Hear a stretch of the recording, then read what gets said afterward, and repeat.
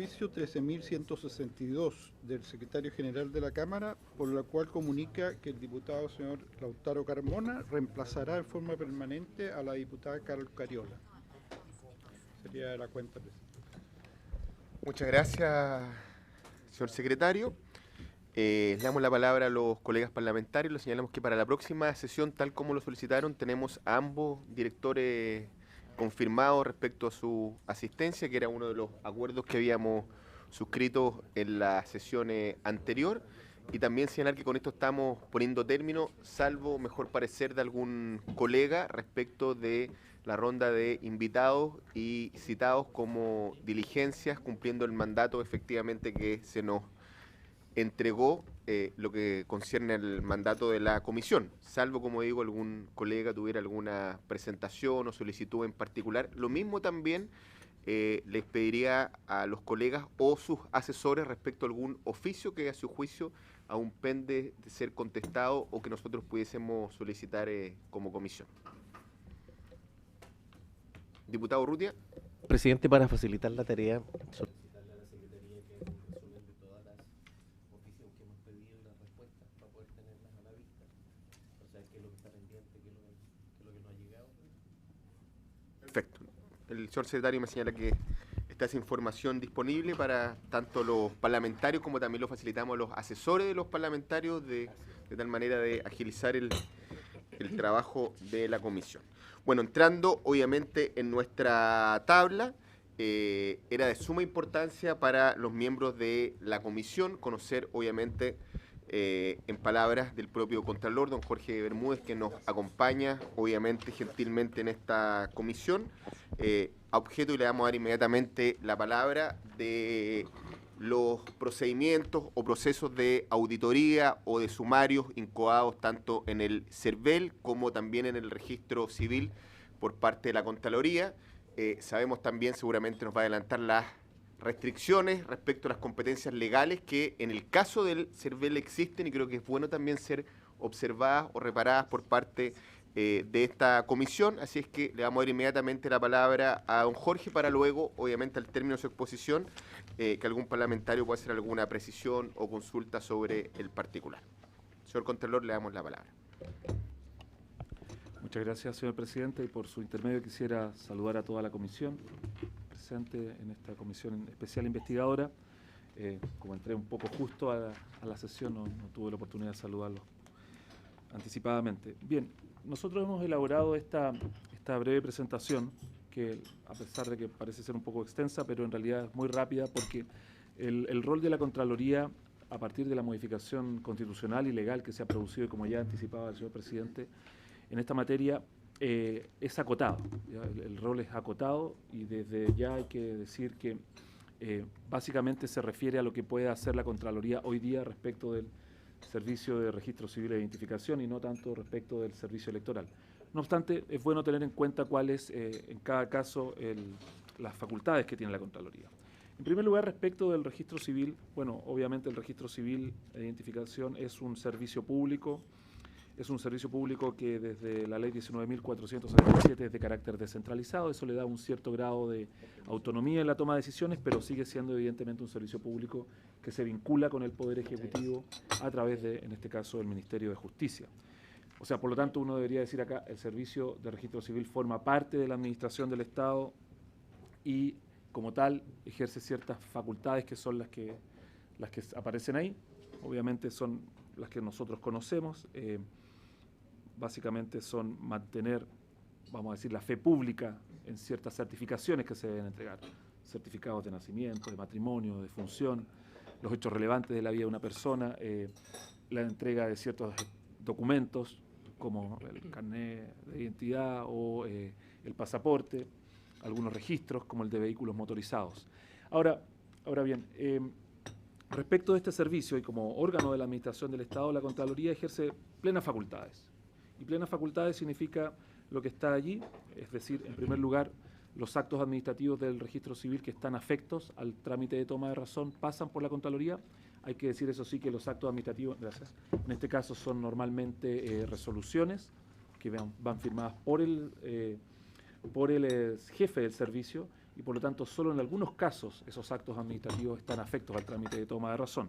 Está el examen y juzgamiento de las cuentas para determinar si existe algún tipo de responsabilidad patrimonial, todo el control respecto de personal de ese servicio, también algunos reclamos que puede hacer el personal o las denuncias que se puedan hacer por particulares respecto del funcionamiento. Y obviamente las facultades de auditoría y las facultades de llevar adelante sumarios e investigaciones especiales. Hay algunos dictámenes relevantes que quise traer acá a la comisión para graficar estas facultades de la Contraloría. Por ejemplo, el año 2015, cuando se produce una gran paralización del Servicio de Registro Civil y frente a eso se consulta si es posible que otras entidades públicas puedan colaborar en la prestación de los servicios para que se desempeñen las funciones que le corresponderían al registro civil y para poder evidentemente dar cumplimiento a la continuidad del servicio público, y eso se resolvió en ese dictamen, el 95.365 del año 2015. O antes, respecto de algunas compatibilidades que deberían existir en algunos cargos, o respecto de cómo deben ejercerse la enajenación de los bienes. Esos tres ejemplos yo los traje simplemente para graficar las facultades y la obligatoriedad que tiene esta potestad interpretativa que tiene la Contraloría respecto del registro civil. Ahora, respecto del servicio electoral, que es el otro órgano involucrado en la investigación que está haciendo la comisión. Bueno, el servicio electoral fue creado el año 1986 por la ley 18.556 y, como ya se ha señalado, ha tenido algunas modificaciones importantes en el último tiempo. En primer lugar, la modificación constitucional por la ley 20.860, que incorpora un artículo 98 bis a la Constitución y que le da, por lo tanto, rango constitucional al servicio electoral, y esto ya va indicando algo. Y también la ley 20.900, que modifica tanto su estructura como las funciones y el rol que tiene la Contraloría respecto de la fiscalización. Ahí aparece entonces la definición, que es la definición constitucional: un organismo autónomo con personalidad jurídica y patrimonio propios, denominado servicio electoral, ejercerá la administración, supervigilancia y fiscalización de los procesos electorales y plebiscitarios, del cumplimiento de las normas sobre transparencia, límite y control del gasto electoral, de las normas sobre los partidos políticos y las demás funciones que señala una ley orgánica constitucional. Esto es bien relevante porque en realidad, no la cambies todavía, por favor, porque en realidad, por ejemplo, todo el control que se hace en materia de gasto electoral hoy día corresponde, y está bien que sea así, porque evidentemente es el órgano especializado, corresponde directamente al servicio electoral. ¿Y por qué pongo de manifiesto esto? Porque históricamente la Contraloría ha recibido cientos cada año que hay una elección, recibía cientos de solicitudes de control del gasto electoral, y eso evidentemente ya no le compete. Si es que antes estuvo en duda de si le competía o no, hoy día queda clarísimo que no le compete a la Contraloría General de la República, sino que al servicio electoral. Ahora, este carácter autónomo ya lo tenía en la norma legal el servicio electoral, pero era una autonomía que podríamos decir que era administrativa. Hoy día la autonomía que tiene es de rango constitucional, y eso implica, como se dijo en el propio mensaje del proyecto de ley y luego se ratifica por el propio Tribunal Constitucional, esto significa una mayor independencia, es un órgano autónomo constitucional respecto del poder central, dada la importancia que tiene, evidentemente, que es de llevar adelante sobre todo los procesos eleccionarios. Ahora, lo relevante respecto de la Contraloría está dado por el estatuto jurídico administrativo que tiene el servicio electoral. En primer lugar, que está dado por su ley, que fue modificada, la 18.556, fue modificada por la ley 20.900. A este servicio se le siguen aplicando las normas sobre probidad, que es lo que aparece ahí, el título 4 de la ley 18.575, y las normas de estatuto administrativo. Sin embargo, no le corresponde a la Contraloría ejercer mayor control, como vamos a ver inmediatamente. Si al servicio electoral le corresponde llevar adelante los procesos electorales, incluyendo la elaboración y actualización del padrón electoral, según dice su ley, a la Contraloría le corresponde un control acotado. Vamos a la siguiente. Bueno, ahí hay otras funciones. Vamos a la siguiente, por favor. Ahí. Este artículo yo quiero destacarlo acá en la comisión respecto de las facultades que tiene la Contraloría. ¿Por qué? Porque, como dice ahí, el servicio electoral estará sometido a la fiscalización de la Contraloría General de la República únicamente en lo que concierne al examen y juzgamiento de sus cuentas de entradas y gastos. Es decir, esa es la facultad principal que tiene la Contraloría y no otra. Después dice, las contrataciones y nombramientos de su personal serán enviadas a la Contraloría General de la República para el solo efecto del registro. Es decir, la Contraloría aquí actúa como un receptor de esos actos, pero solo respecto de aquellos que dicen relación con el personal. Y luego dice, los actos del servicio electoral no estarán afectos al trámite de toma de razón. Es decir, esta norma excluye de una de las facultades más importantes de la Contraloría al servicio electoral. Entonces, la verdad que es también bastante autónomo, no solo del Poder Central, sino que también es bastante autónomo respecto del control que puede ejercer la Contraloría respecto del servicio electoral. Entonces acá tenemos una situación totalmente distinta en uno y otro servicio, porque por un lado el servicio de registro civil es órgano de la Administración del Estado respecto de la cual la Contraloría ejerce plenas facultades y lo ha hecho así, como mostré en esos ejemplos, y por otro lado tenemos el servicio electoral respecto del cual, si bien el servicio electoral en el contexto de la Administración del Estado históricamente era un servicio muy pequeño, por lo tanto con muy bajo riesgo podríamos decir, y por tanto respecto del cual la Contraloría ejercía facultades pero de manera bastante acotada, simplemente por la envergadura, no porque no las tuviera. Hoy día no solo es esa la situación, sino que además hay una autonomía constitucional del servicio electoral que hace que se vea limitado la facultad de la Contraloría. Esto yo no hago ningún juicio de valor acá, sino que simplemente estoy exponiendo la situación, y esa fue la definición constitucional en el fondo que se tomó en su momento, y eso fue una opción del diseño institucional, y eso me parece que evidentemente es facultad del Congreso, y eso está bien. Y es como la forma en que se tienen que limitar las facultades de la Contraloría, que es en la Constitución y luego en la Ley Orgánica Constitucional respectiva. Entonces ahí es simplemente para contrastar cómo quedaron las normas. La norma era mucho más acotada, la original del artículo 58, y luego la posterior a la modificación, cómo queda. Ahora, ¿qué ha hecho la Contraloría? ¿Qué ha hecho la Contraloría en esta materia? Pasemos a la siguiente. La Contraloría respecto del CERVEL, en primer lugar, se ha limitado.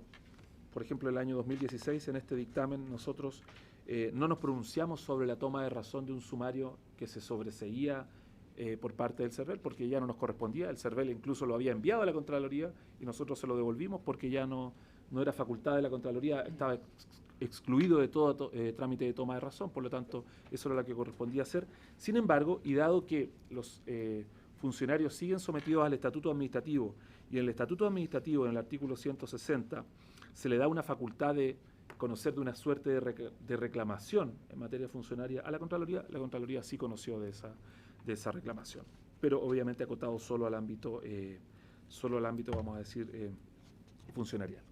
Ya, la siguiente.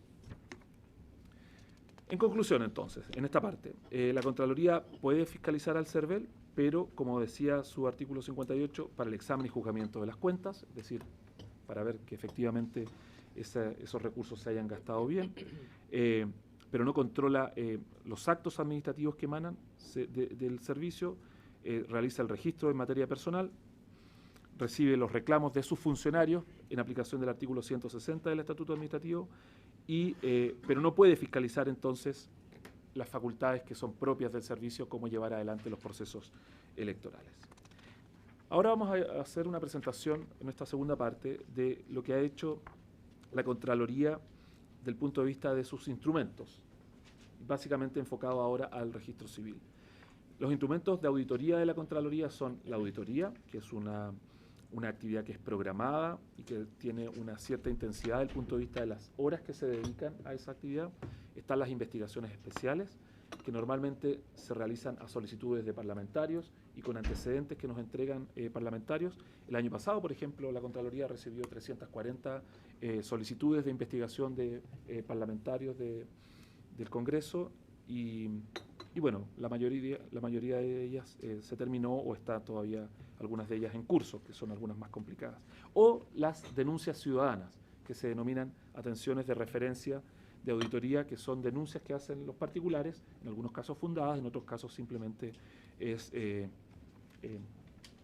podríamos decir, el ejercicio del derecho de petición que tiene el ciudadano. Bueno, desde el año 2013, para poner un corte, la Contraloría ha realizado 32 procedimientos de fiscalización en el registro civil y en el CERVEL había llevado a cabo solo 6. La diferencia en uno y otro caso es simplemente está dada por el tamaño, la envergadura de cada uno de los servicios y la relevancia que en realidad tiene en el día a día o no respecto de los particulares. ¿Ya? Evidentemente hay mucho más reclamos respecto del CERVEL que respecto del servicio de registro civil que respecto del CERVEL. Si uno piensa simplemente en el problema que motiva esta comisión, el registro civil, la Contraloría respecto del registro civil recibió 72 denuncias de particulares respecto del registro civil, a propósito del padrón electoral. Entonces, ahí aparece desagregado lo que se ha hecho desde el 2013, 2 auditorías del 2013, una auditoría y 2 atenciones de referencias de auditoría el 2014, una auditoría y una investigación especial el 2015 y 13 atenciones de referencia, una auditoría, 2 investigaciones especiales y 7 atenciones de referencia el 2016 y en la actualidad estamos realizando una auditoría y una denuncia que está atendiéndose por parte de la Contraloría. ¿Cuáles han sido las más relevantes? Yo me quisiera enfocar en la última que aparece acá, la del 2017, que es esta auditoría muy relevante para lo que hace el registro civil, que es a la interoperabilidad de los servicios públicos críticos de distintos servicios, ¿ya? Que manejan sobre todo bases de datos. Por lo tanto, esta es una auditoría que podríamos decir que es una auditoría informática, ya que tiene relevancia, en este caso en el registro civil y también en otros servicios, primero por la interoperabilidad que deben tener las bases de datos. Esto es muy relevante también, y voy a hacer un pequeño paréntesis, para la Contraloría, porque las bases de datos que entrega el registro civil sirven, por ejemplo, para realizar el contraste con las declaraciones de patrimonio e intereses de los funcionarios públicos de la Administración del Estado.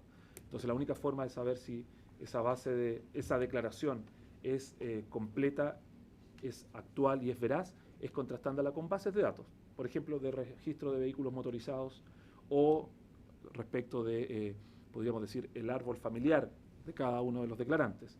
Y eso se puede hacer siempre y cuando las bases de datos sean interoperables entre los servicios. Entonces, eso es lo que estamos haciendo hoy día. La siguiente. Y también hay una investigación especial este año que estamos llevando a cabo, que es el arrastre, podríamos decir, del año pasado, que es sobre las irregularidades en el padrón electoral a propósito de los cambios que se produjeron. Y hay una denuncia también ciudadana que tiene otra, estoy enfocándome solo en la última columna, que está llevando una de las Contralorías Regionales Metropolitanas. Respecto del servicio electoral, esa línea roja marca la dictación de la Ley 20.900. Hasta ahí llega la función auditora de la Contraloría. Función auditora que, como había dicho, era bastante más discreta por la envergadura, sobre todo, que tuvo el servicio electoral. El peso que tiene dentro de la Administración del Estado, o que tenía dentro de la Administración del Estado. Hasta el 2016 se realizaron algunas investigaciones especiales y auditorías en el servicio electoral. La siguiente. Ahora, ¿qué ha ocurrido específicamente cuáles han sido los resultados? Vamos a verlos inmediatamente. Por ejemplo, en el registro civil, como aparece ahí, el 2014 se hizo una investigación sobre el pago de facturas distinto a lo que estaba en los contratos. Y en el fondo ahí hay una resolución y esto terminó con sumarios administrativos donde se propusieron algunas absoluciones, pero también hubo sanciones que se aplicaron por parte del servicio. Después, por ejemplo, acá, cuando se suspende la emisión del servicio de certificados por un fallo en el sistema y que además coincidía con una de las paralizaciones que se produjeron, también allí hubo sumario administrativo, se aplicaron sanciones de suspensión y de descuento de las remuneraciones. Esto sin perjuicio, eso sí, de la vía totalmente administrativa que implica aplicar los descuentos cuando los funcionarios no prestan sus labores. En realidad, esto es bien importante de señalar, aunque evidentemente no es el objeto de la comisión, y es que la Contraloría ha sido constante en señalar que las paralizaciones ilegales conllevan descuento de remuneraciones, y eso es lo que se ha hecho en estos casos. Se extienden en el tiempo, por supuesto, las paralizaciones, pero sí se hacen y se llevan a la práctica. Luego, no, la anterior, por favor. Ya, ese es el último ejemplo en el caso del registro civil. Y en el CERVEL, bueno, eran un poco más acotadas las investigaciones que se hicieron, irregularidades, por ejemplo, en algunas cuentas electorales, que terminó con un sobreseimiento, y en materia de transparencia pasiva. Bien, ahora, ¿qué ha ocurrido específicamente con el registro civil, dado que no podemos hacer mucho respecto del CERVEL en esta materia que es el objeto de la comisión investigadora? Respecto del servicio de registro civil e identificación, nosotros recibimos el año pasado la denuncia del diputado señor Nicolás Monkever respecto de las inconsistencias del padrón electoral, y sobre la misma también, sobre la misma materia, recibimos estas 87 denuncias de particulares. Por lo tanto, se incorporaron en esa misma investigación. Ahora, evidentemente, esta investigación solo se focalizó en el Servicio de Registro Civil e Identificación, no en el CERVEL, dado esta limitación que existe respecto de este último servicio.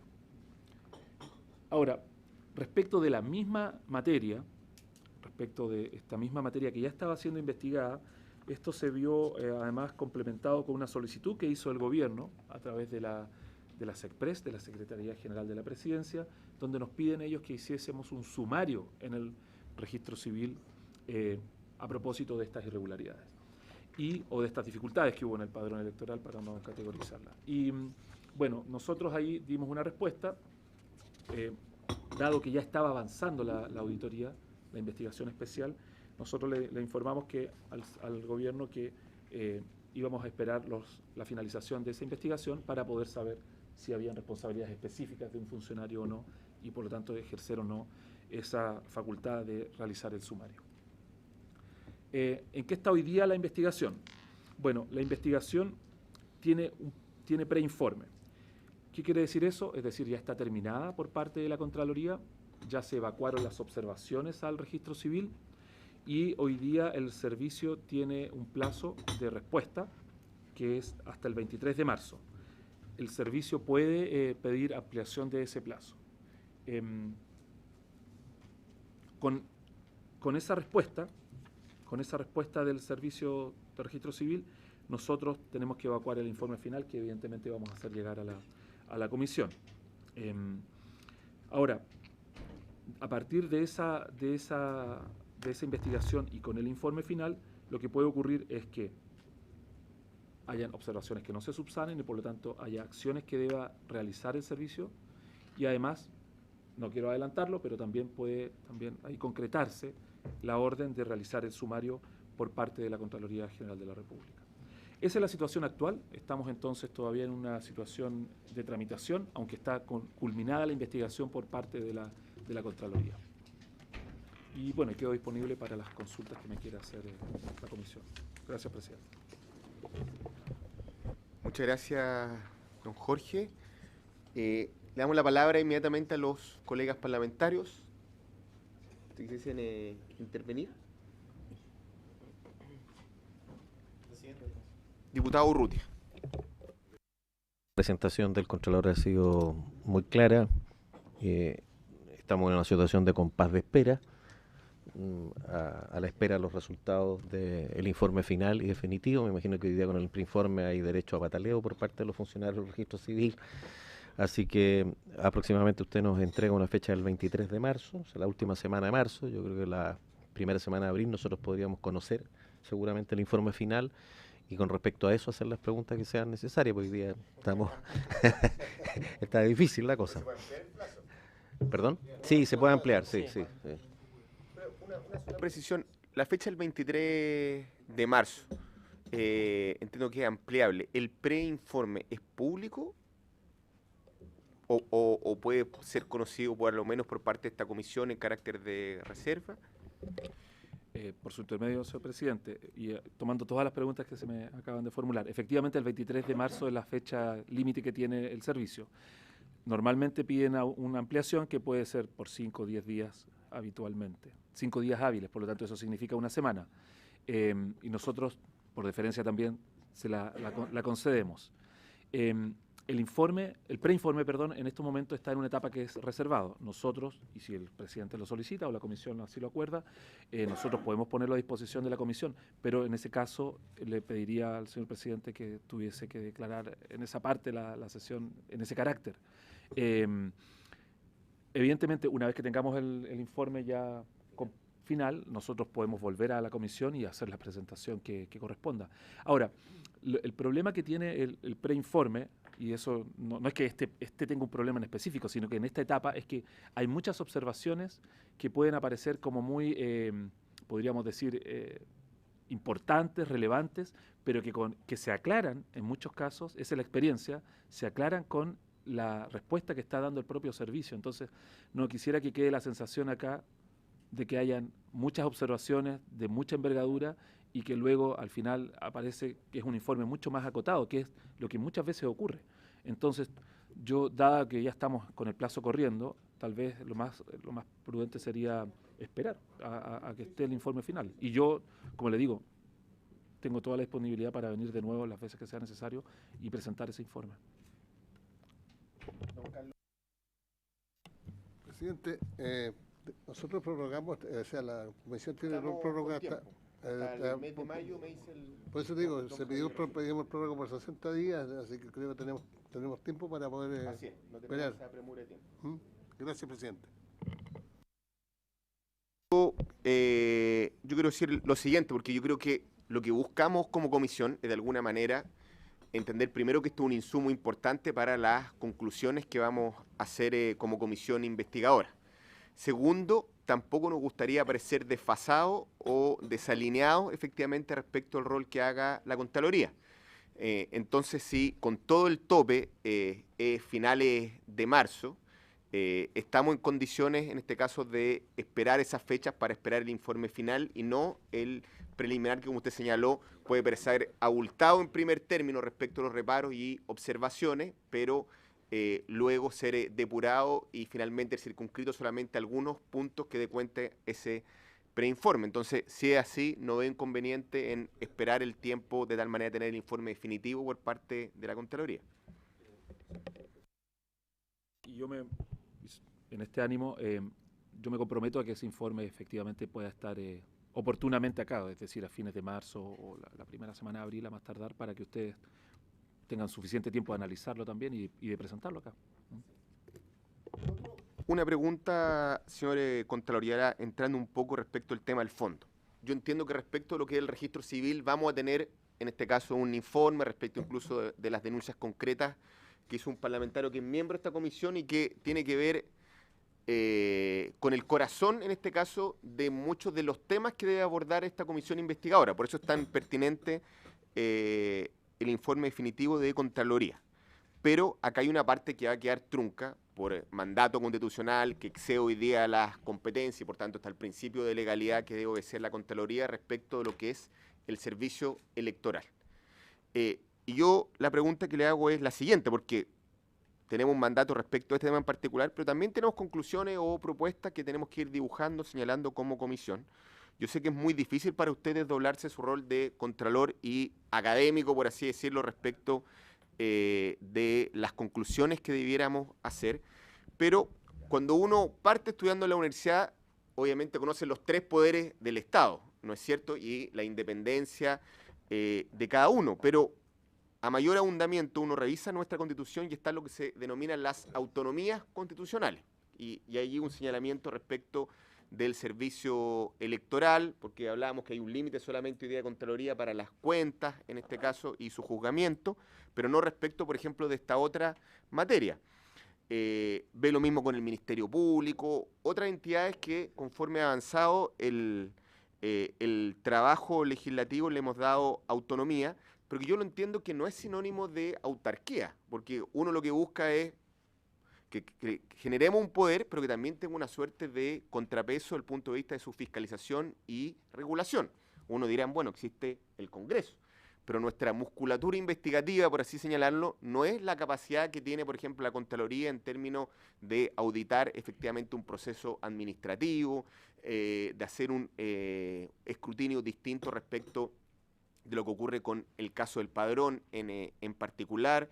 Esto, algunos han hablado del concepto de, me queda la huida del derecho administrativo, que han señalado efectivamente algunos profesores, principalmente en materia de doctrina extranjera. Entonces, ¿cuál es su parecer respecto de este tema o cómo debiéramos enfrentar estas autonomías que yo las entiendo como sinónimo de independencia, que es súper importante, por ejemplo, para que no tenga dependencia respecto del gobierno de turno en términos políticos? Tener un servicio electoral autónomo, robusto, también es una condición necesaria en un Estado de Derecho como el nuestro, pero que tampoco implique, como digo, esta suerte de autarquía en términos legales, que al final del día lo deja un poco fuera del escrutinio del punto de vista público, porque tenemos otras herramientas, la denuncia ciudadana, etcétera, ley de transparencia, usted lo señaló, se rige por el estatuto administrativo, pero siempre obviamente hay una asimetría entre quien ejerce el poder y quien está al frente, si es que no tiene un contrapeso, a mi juicio, como la Contraloría u otros órganos, y por eso yo le hago la pregunta, ¿cómo se ha salido en otros países frente a este tipo de instituciones?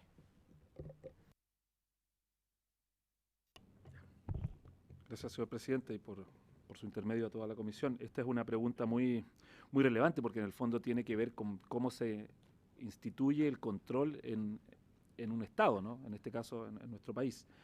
Desgraciadamente, nosotros tenemos tal vez una concepción un poco tal vez separada de los tres poderes, en el sentido de que pareciera ser que deben ser solo tres y no cabe otra cosa. Lo mismo nos pasa con el Banco Central, por ejemplo. ¿Ya? Lo mismo nos pasa con el Ministerio Público en cierto sentido. ¿Ya? Entonces uno trata de alguna manera de forzar esto y decir, el Ministerio Público es administración del Estado, a pesar de que cumple un rol básicamente judicial o de auxiliar de la Administración de Justicia, o el Banco Central también es administración del Estado, y por ahí trata de llevar todo o reconducirlo hacia los tres poderes. Y por otro lado, esta misma dicotomía nos lleva, por ejemplo, a que órganos que son totalmente administrativos, como por ejemplo la Corporación Administrativa del Poder Judicial, por el solo hecho de que está en el Poder Judicial, uno dice, bueno, inmediatamente no hay ningún control administrativo sobre ella, en circunstancias que lo que hace la Corporación Administrativa del Poder Judicial no difiere en nada de lo que hace el MOP, de lo que hace cualquier otro servicio público, del punto de vista del personal, del punto de vista de la construcción, del punto de vista de las compras públicas, del punto de vista de todo lo administrativo. Entonces, yo creo que esa dicotomía, desgraciadamente, nos ha hecho que queden estos flecos, podríamos decir, del punto de vista del control. ¿Cómo se resuelve esto? Yo creo que, evidentemente, el control siempre va a ser necesario. Es importante incluso para la gestión que exista control. La primera línea del control debe ser el control interno. Entonces, probablemente cada vez que se aprueban cada una de estas autonomías, uno debería, o de estas verdaderas autonomías constitucionales, que no son autarquías, como el presidente señalaba muy bien, debería entenderse que debe haber un control fuerte interno. Así como el propio Congreso se lo ha ido dando, también los otros órganos deberían tener un control interno. Pero siempre el control, para que sea efectivamente control, debe ser externo. Y en ese sentido, a mí me parece que en una situación ideal debería avanzarse hacia una situación en que efectivamente esa autonomía constitucional que tienen ciertos órganos no implique ese desprendimiento del control. A lo mejor con acotaciones, pero por ejemplo en materias tan sensibles como compras públicas o remuneraciones, ahí debería haber algún tipo de control de un órgano externo. No quiero barrer hacia el lado de la Contraloría, por así decirlo, porque evidentemente uno va a decir, bueno, como está de Contralor, piensa que eso lo soluciona todo. No, yo digo, debería haber algún control externo, evidentemente. ¿Podría ser la Contraloría? Probablemente. ¿Podría ser otro órgano? ¿Podría ser un órgano que forme parte de ese mismo poder? No lo sé, pero debería haber alguna fórmula de control. ¿Cómo se ha resuelto en otras partes? Y ya para terminar en esto, bueno, normalmente los órganos de control, como la Contraloría, que en otros lugares se llaman Tribunal de Cuentas, o Auditorías Generales, etcétera, o Contraloría derechamente, en realidad tienen un rol que va mucho más ligado al rol del Congreso que al rol del Ejecutivo. O sea, ¿qué quiero decir?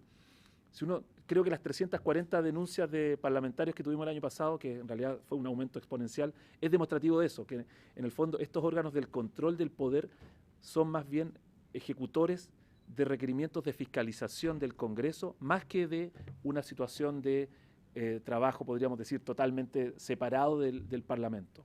¿Ya? Es decir, la Contraloría trabaja mucho más de la mano del Congreso que del Ejecutivo, por así decirlo. Pero eso implica otras cosas.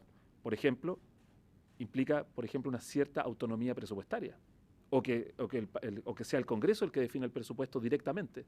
Porque, por ejemplo, hoy día la Contraloría, y eso ya lo dije la semana pasada, se produce una paradoja, por ejemplo. La Contraloría para este año no tuvo ni un peso para contratar a ni un funcionario más, pero sí tuvo plata para construir o comenzar la construcción de la sede de Iquique. ¿Ya? Está muy bien, la sede de Iquique es muy necesaria y ojalá que se pueda concretar. Pero claro, desde el punto de vista del control mismo, era puesto en la balanza, uno hubiese dicho, bueno, tal vez es más necesario en este momento tener más parlamentarios, más fiscalizadores. Eso. Muchas gracias. ¿Se ofrece la palabra? Si les parece, dejamos esta respuesta también como parte del cuaderno aparte. Yo creo que es bueno ir pensando en las conclusiones también para futuro, no solamente el caso en particular. Yo siento que el tema del CERVEL y otros órganos que hemos ido creando efectivamente se van quedando sin control. Y ese es un tema que tenemos que pensar en serio también como corporación. Bueno, no viendo más preguntas y de verdad esperando, señor Contralor, las conclusiones del informe, a lo menos lo que hizo relación con el registro civil, le queremos agradecer vuestra presentación y se procede a levantar la sesión.